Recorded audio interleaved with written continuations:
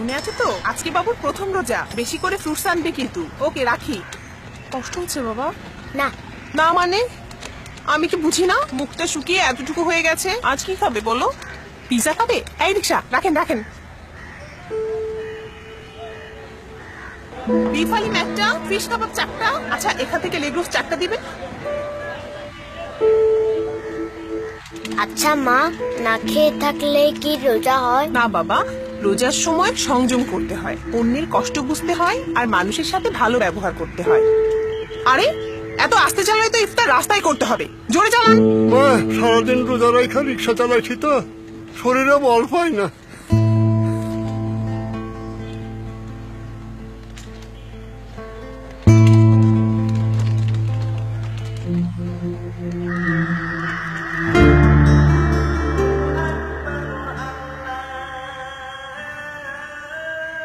Uncle, আম্মা আপনাকে এগুলো দিতে বলেছে।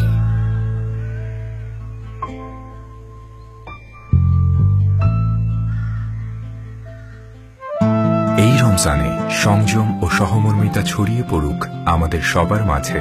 নর ও পিওরিট সুবিধাবঞ্চিত মানুষের জন্য ঢাকার বিভিন্ন পয়েন্টে করেছে ইফতার ও বিশুদ্ধ পানির ব্যবস্থা। চাইলে আপনিও আমাদের মাধ্যমে ইফতার শেয়ার করতে পারেন সুবিধাবঞ্চিতদের সাথে। কল করুন 09666999666 নম্বরে, অথবা বিস্তারিত জানতে ভিজিট করুন www.bdspiritoframadan.com-এ।